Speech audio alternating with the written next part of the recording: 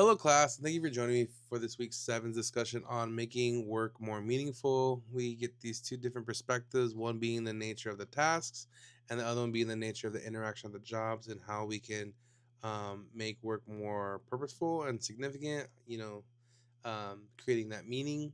And we'll start with just what is the first practical step. So I think um, both the nature of the task and the nature of the interaction are very important.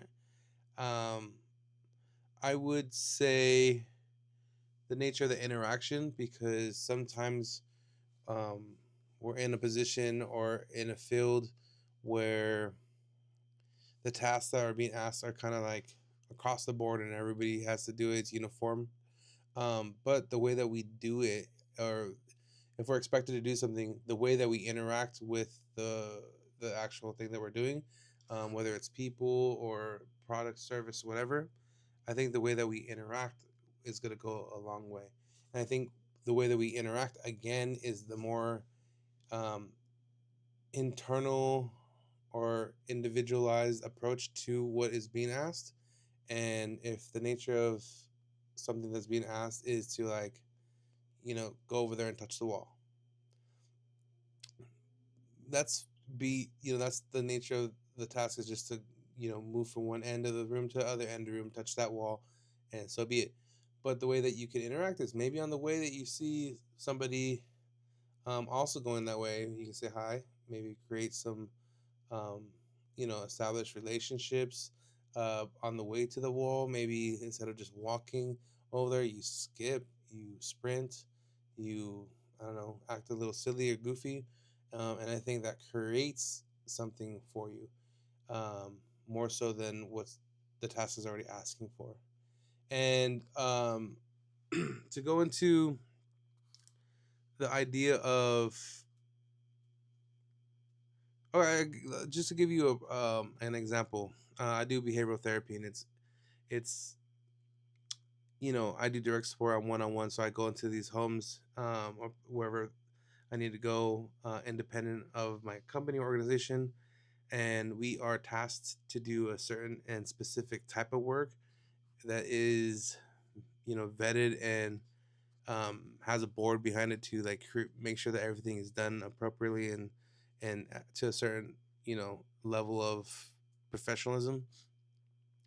Even though I have a job to do, something that I do as like far as job crafting is I am scheduled for so many hours of a month, but even sometimes we exhaust the hours, and even if I exhaust the hours, I will still provide services pro bono or for free because I don't want to have my clients skip out on the routine, which is very important for them.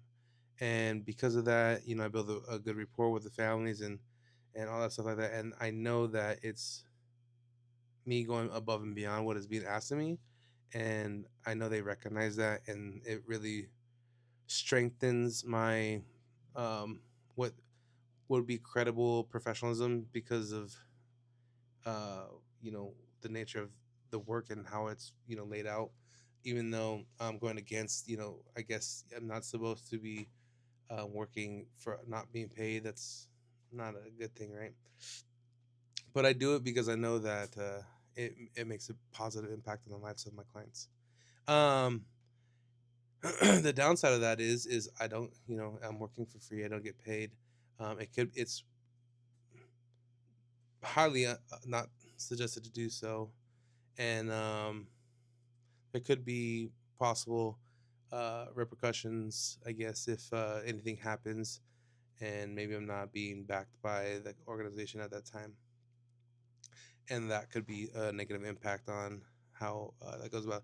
And I will say that this isn't going on anymore because of the nature of the work. It tightens up at times. So, in the beginning of the organization's infancy, there's a lot less reins to be put on it. But nonetheless, I know for a fact that it really went a long way for the families and for the clients.